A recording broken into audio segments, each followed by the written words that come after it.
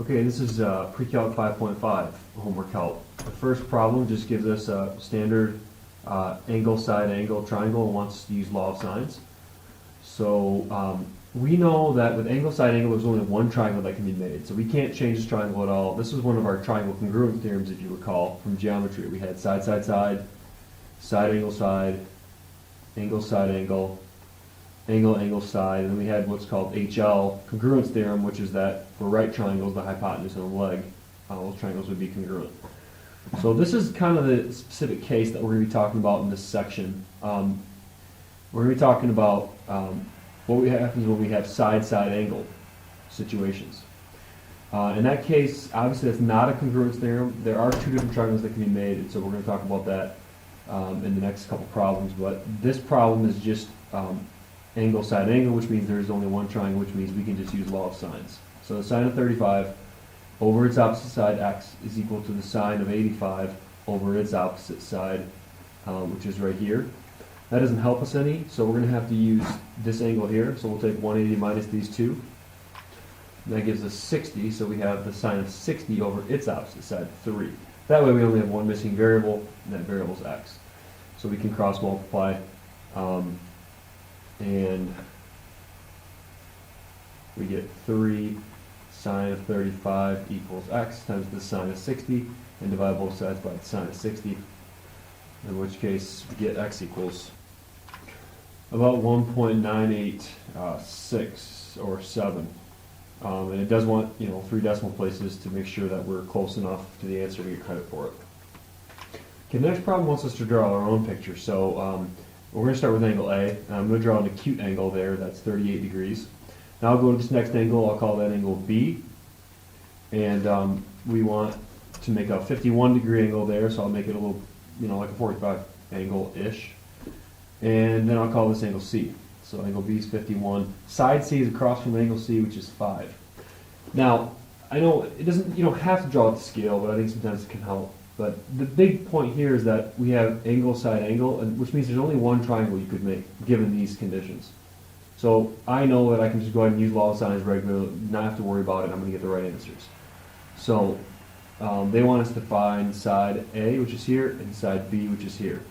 So I'll do sine of angle A, which is 38, over side A, equals sine of angle C, which I can take 180 minus these two, and get 91, over side C, which is 5. We can cross multiply, and then divide by the sine of 91. That gives us our answer for side A, which is 3.079 about. Now we can find side B. To find that, I'm going to change this to angle B and side B. So angle B is 51 over side B, and everything else stays the same. This changes to B, and this angle, if we cross multiply, we'd have sine of 91 equals sine of 51 times 5. And then we could divide both sides by the sine of 91. And that should give us B, which is 3.886 about. Okay, the next problem is a little trickier. This is the situation I was talking about. Whenever you have an acute angle and then two sides. So if you remember from geometry, we called that side-side angle. We said that wasn't a congruence theorem. And here's kind of the why, basically. If you draw a picture of this is a 30 degree angle right here. And side A, they give us a 7. So I'm going to draw this triangle right here where that's 7. Side B, they give us as well. So I'll call this angle B. And I'll call this side B, which is 10. And this would be side C. So here's one triangle I could draw where I have angle, side, side. The other triangle I could draw is similar with the same 30 degree angle. Only now I could swing this side 7 out this way and extend this side here. So this would be A and B and C still, only this would be 10, 7, and now this side would be longer. The side C here would be longer than it is in this picture. So basically, I don't know if you can visualize this, but there's no reason we can take this side right here and swing it out this way so that it, the end point of it goes out here until it's right here.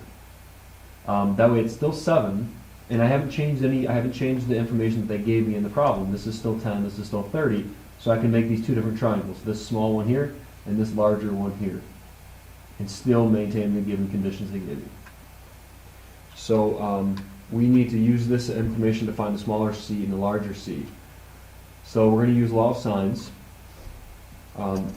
Sine of 30 over its opposite side 7 is equal to the sine of angle C, I'll use angle B, over its opposite side, which is 10, and solve for angle B here. I cross multiply, 10 sine of 30 equals 7 sine of angle B. I'll divide through by 7, and then I'll take the inverse sine of this quantity right here, which gives me about 45.58 degrees for angle B. So keep in mind I took the inverse sine, which then gave me angle B. Alright, so now 45, obviously that can't be this angle. This is an obtuse angle. What this calculator just gave me is this angle here, 45.58. So it gave me the smaller angle here. To get the larger one, I'm going to redraw this triangle up here that I had when I swung this side out, right here. And I'm going to extend this side. And then what we have is an isosceles triangle where this is 45.58. And so therefore, so is this 45.58. And I could then take 1/80 and subtract that. And I get the other angle here, which is 134.42. I'm going to leave that in the calculator. So that's what I'm going to do to find this side C. I'm going to find this angle, which is 180 minus these two. And it gives me 15.58. And then over here I can do the same thing, 180 subtract these two, and I get 104.42. So now that I have these angles, and they're in my calculator, so I'm not going to round them, now I can do the law of sines appropriately to find the different c's. So I'm going to do sine of angle A, which is 30, over side A, which is 7, equals the sine of angle C, which is, in this case, 15.58 in my calculator, divided by side C. If I cross multiply, it gives me 7 sine of 15.58 equals sine of 30 times C, divide both sides by the sine of 30. And that should give me the answer for this one, which is 3.76 for the smaller one here.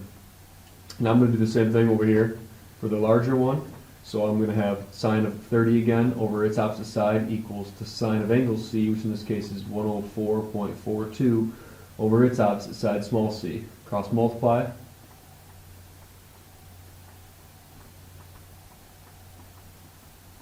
And divide by the sine of 30. And we get that C is equal to 13.56 about, but I might need to round that a little further. So there's my larger C and there's my smaller C. I'm going to enter those in real quick. Yeah, and those work, but I do need another decimal place on each of them. So I just put a 1 here and left this as 559. Okay, the next problem's easier because we have angle side, which if you remember from geometry was the triangle congruence theorem, which means that there's only one triangle that can be made with these sides and these angles. So to find this other angle, this is 90 then, 180 minus 90. And we can then find the measure of angle B, and then the lengths of the sides. To find the lengths of the sides, let's find side B first, I guess. It'd be sine of angle A, which is 50, over side A of 6, equals sine of angle B over side B. Okay, we're going to cross multiply and solve for B and get 7.832 about. And then to find side C, let's do the same thing. Use angle C, 40, over side C, and cross multiply and solve, and you get about 5.035. Okay, the next problem it tells us about this situation we have when we have angle side-side, or I'll call it side-side angle. We basically have situations where we either have 0, 1, or two triangles that can be made. Right? That's why it wasn't a triangle congruence theorem. So here's the three situations. Let's say we have angle A is 38. So let me try to draw this somewhat to scale. side B is 19, so I'll call this side B, and then side A is 10.6. So let's just draw it like this for now. I'll call this B, I'll call this A, this is C then. So this is side B, and this is side A. Now this either makes two triangles or no triangles, and I know that because this angle, this goes down here, but I could also move it out here. You know, like I said before, I could swing this down and over, and I don't change the 19, the 10.6, or the angle that they gave me. So it's either going to be 0 or 2. I'm not sure which one. You can guess and check, I guess, or we could use math. To use math, we would do sine of 38 over its opposite side, 10.6, equals sine of angle B over its opposite side, 19, multiply both sides by 19, and then do the inverse side of this. And that gives us an error in our calculator. So what that means is it means there's no triangles. What that basically means is that this angle, we couldn't find it because this side isn't long enough to touch. So what this really looks like is this, where this is 10.6, and this side right here isn't long enough to touch this one. So there's actually no triangles that can be made with these given measurements here. Okay, the next problem gives us an acute angle A is 47, so I'm going to label that. And then side B is 19, and this time side A is the longer side. So this side across from it is longer, which means I can only draw it over here. So it looks like there's only one triangle that can be made because I wouldn't be able to swing this side if I wanted to, right? Because if I swung it down here, it would go like this, and it's too long to ever connect anywhere over here. So basically, there's only one triangle that can be made given when you have an acute angle A and then small side, big side. Like in that order, there's only one triangle that can be made. And then the last one, angle A, is here, which is 38. And it's similar to the first one where this is B, and then this side is 14 instead of 10.6. So I could make two triangles here. I could make this one, or I could swing this out and make this one. And, you know, like I said, the only way it would be 0, it's either 0 or 2, is if this side wasn't long enough to connect.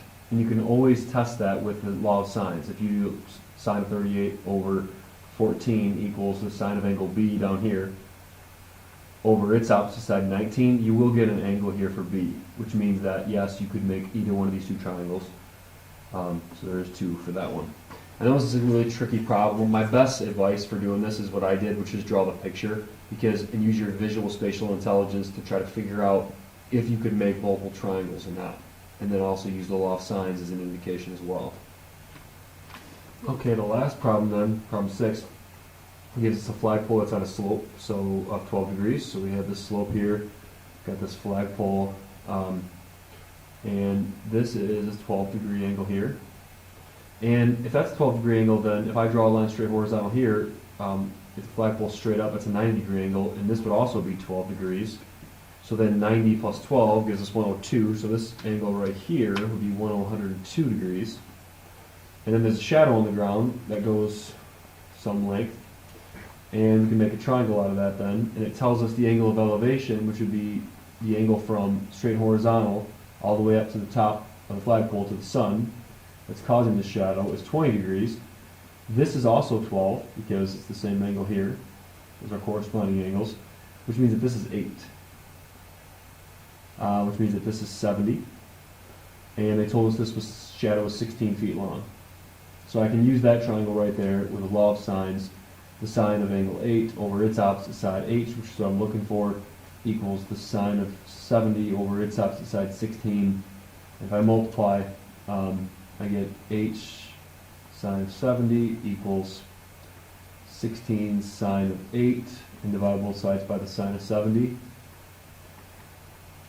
That gives me my answer for me, which is about 2.3697, and that's meters.